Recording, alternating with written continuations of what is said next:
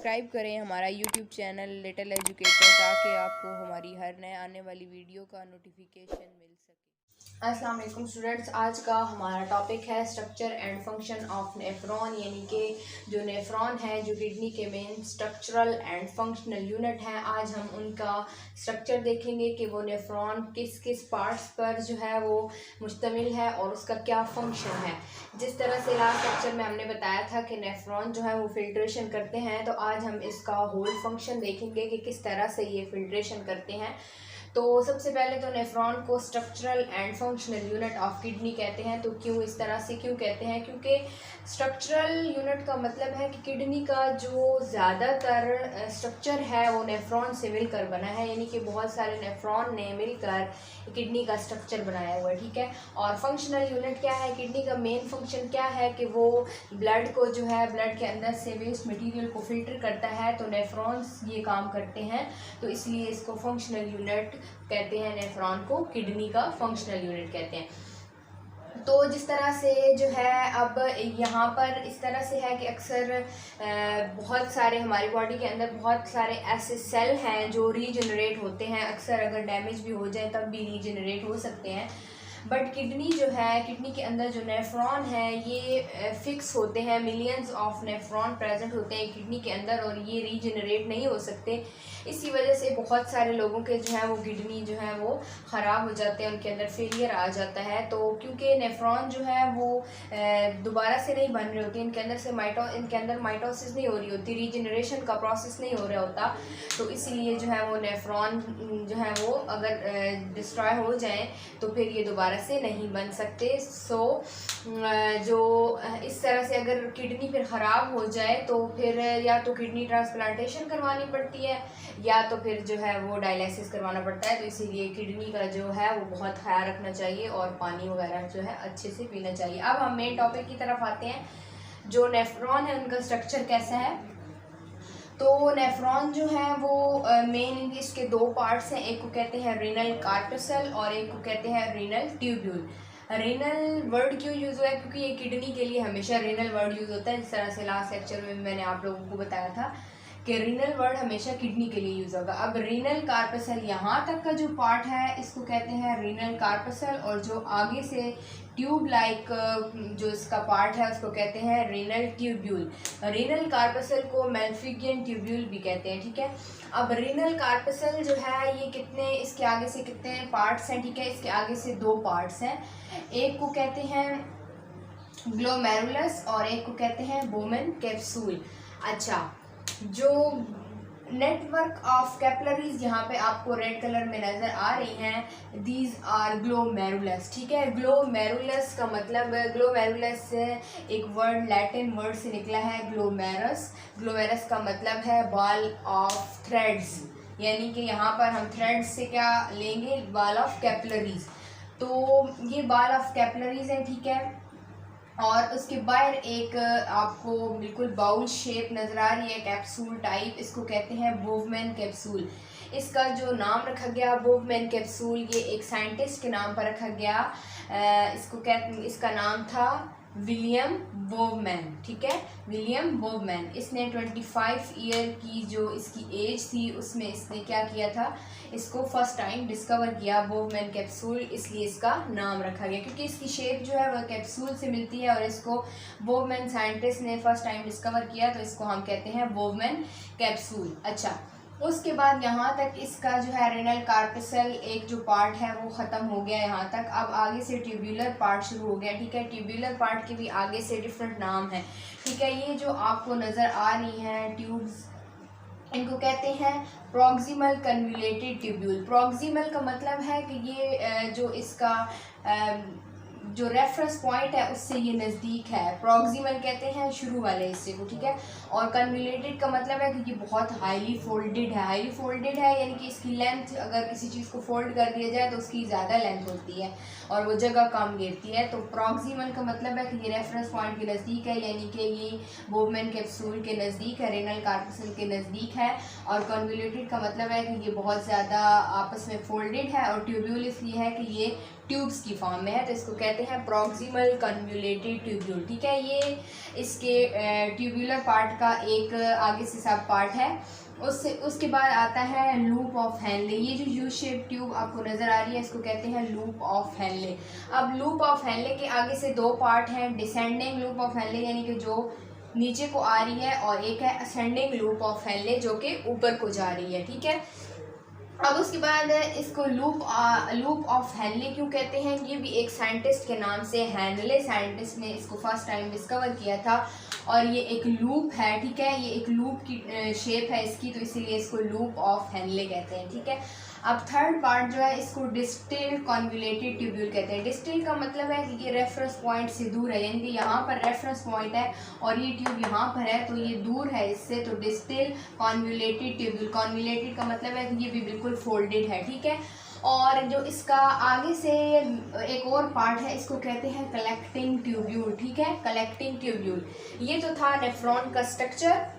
अब हम देख लेते हैं कि नेफ्रॉन का फंक्शन क्या है। ठीक है, नेफ्रॉन जो मेन फंक्शन करता है किडनी के अंदर, पहला इसका फंक्शन है प्रेशर फिल्ट्रेशन, यानी कि जो ब्लड आ रहा है हमारा हार्ट से किडनी के अंदर तो उसको प्रेशर से फिल्टर करता है। ठीक है, सेकंड इसका जो मेन काम है वो है सेलेक्टिव री एब्जॉर्प्शन, यानी कि जो चीज़ें उसके अंदर यूज़फुल हैं उनको सेलेक्ट करता है और उनको री एब्जॉर्ब करता है। और थर्ड है ग्लैंडुलर सिक्रीशन, ये मैं आपको अगले पार्ट में बताऊंगी। ग्लैंडुलर सिक्रीशन इसका मतलब है कि इसके जो एपिथेलियल पार्ट है वो क्या करता है, कुछ सिक्रीशन सिक्रीट करता है जिससे जो है वो फिर पीएच को बैलेंस किया जाता है। तो सबसे पहले हम इसके प्रेशर फिल्ट्रेशन देख लेते हैं जो कि इसका फर्स्ट फंक्शन है।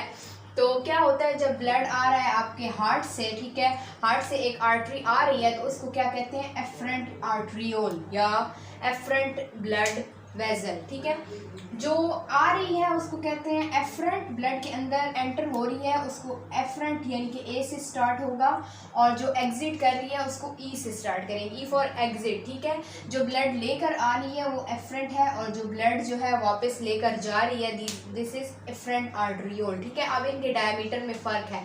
Efferent arteriole is the diameter of efferent arteriole is greater than the diameter of efferent arteriole, यानी कि इसका जो ब्लड लेकर आ रही है, जो आर्टरी है, जो ब्लड वेजल, उसका डायमीटर थिक है as compared to the efferent arteriole.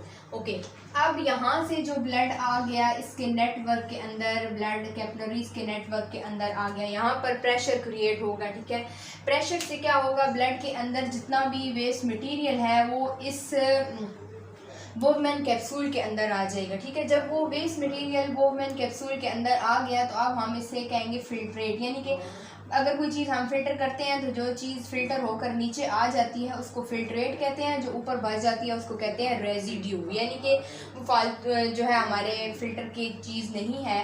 तो जो यहाँ पर आ जाता है मटीरियल उसको क्या कहते हैं, फिल्ट्रेट। और क्योंकि ये ग्लोमेरुलस के बोवमैन कैप्सूल के अंदर आ रहा है तो इसलिए इसको कहते हैं फिल्ट्रेट ऑफ बोवमैन कैप्सूल, यानी कि ये बोवमैन कैप्सूल का फिल्ट्रेट है। अब जो फिल्ट्रेट यहाँ आ गया, ठीक है, अब उसके अंदर सारे यूजफुल मटेरियल भी हैं, साल्ट्स हैं, वाटर है जो हमारी बॉडी को जो है वो रिक्वायर है।